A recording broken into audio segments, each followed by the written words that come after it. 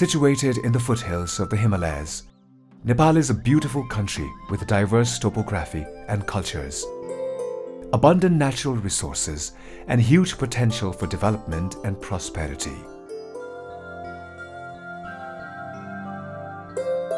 Though Nepal is a signatory to many of the international human rights instruments, and though the government has taken a number of good initiatives in this regard, the situation of human rights in the country is far from satisfactory.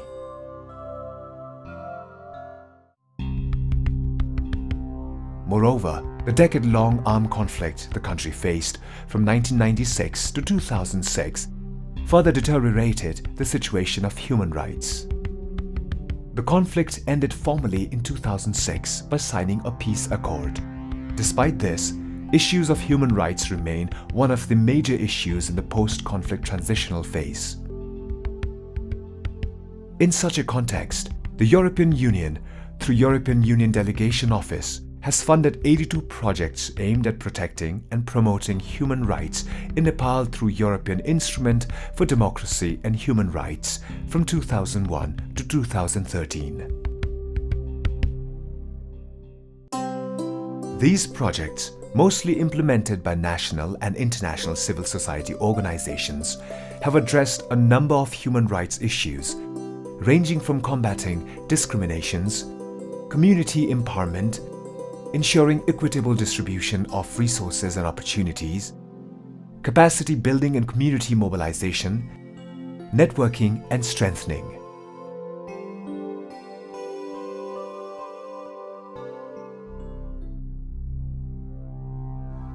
Chaupadi is a social tradition prevalent in the western part of Nepal.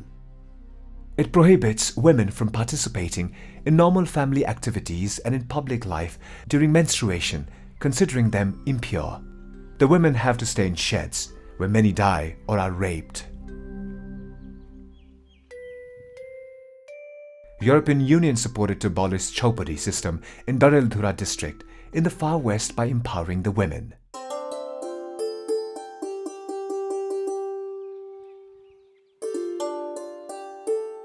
Kaushila Damai is a Dalit woman who was forced to practice Chaupadi.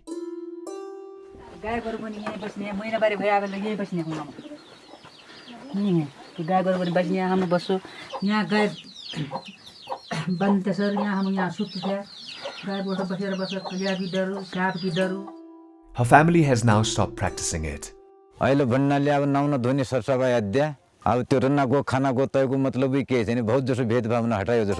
Today, Chaupadi in many villages in the district have been abolished and 500 chow sheds have been destroyed.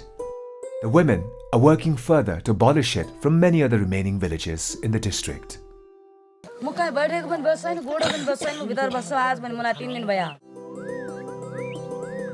Like thousands of other young men and adults in the western Nepal who migrate to India for employment, Kavita Kumari Sunar's father had gone to India and came back infected with HIV/AIDS. Her family's economic situation worsened after her father was infected. It has been estimated that there are 353 infected people in the district like her father. EU funded a project that specifically aimed at increasing access to education for the HIV-affected and infected children, increasing access to health services, enhanced livelihood opportunities for the infected families, and strengthening of the advocacy skills of the civil society organizations. Kavita has received support for continuing her education. After completing her education, Kavita wants to support her father to run the family and also do social work. समाजमा विभिन्न रूढिवादी परम्पराहरूलाई हटाउने अनि जातीय भेदभाव हटाउने विभिन्न कार्यक्रम गर्न इच्छा छ. The project has supported 500 children like her. It's winter morning in Haldukhal VDC, and Dilu Parke is busy making tea for customers.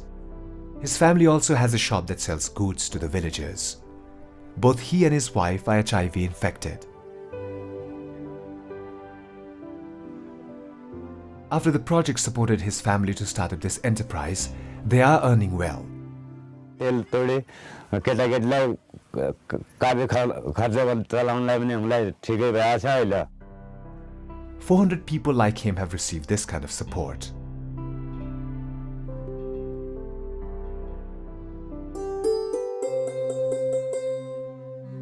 Munni Tharu is a disabled girl in Bardea, a district in mid-western Nepal. She was discriminated and ill-treated at a school by the school authority when she was appearing for her exams. किन आउँछस् जाँदिन हिँड्न सक्दैनस् त पढेर के गर्छस् भन्नुभयो Her father reported this to Bardea Disabled Rehabilitation Center, and the organization stood up against such discrimination and ill treatment and advocated for her rights.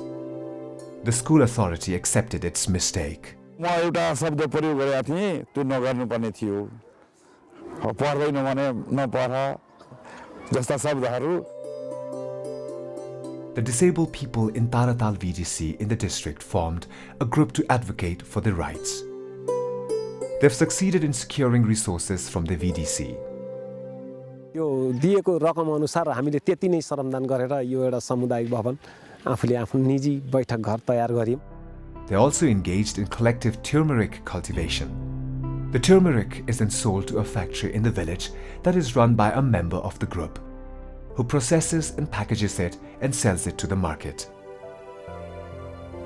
Due to the advocacy and initiatives taken by the group for people with disability, people's perception of disabled people has changed in the VDC.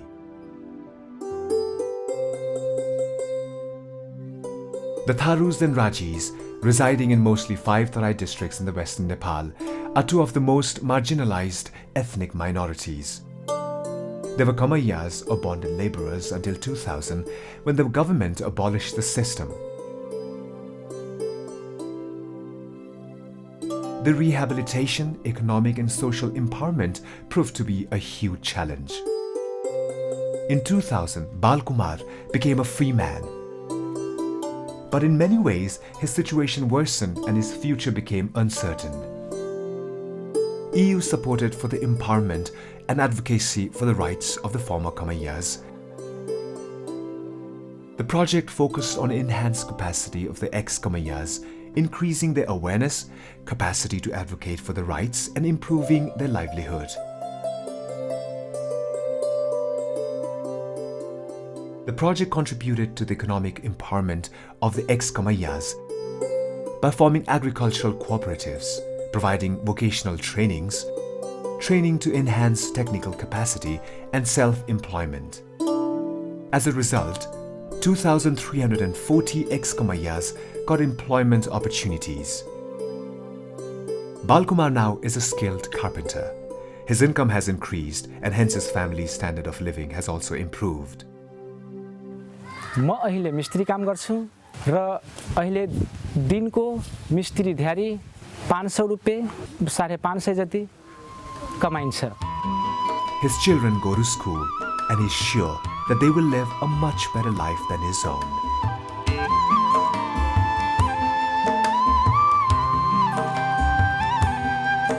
Collectively, the projects funded through the Instrument for Democracy and Human Rights, EIDHR, have contributed significantly in protecting and promoting the rights of Nepalese citizens, particularly of the poor, minorities, and most marginalized groups and communities across the country. The projects have empowered them so they can assert their rights, make their voices count, and work collectively for a more dignified and fulfilled life. These interventions have also contributed to promoting founding EU principles of liberty, democracy, respect for human rights, and rule of law.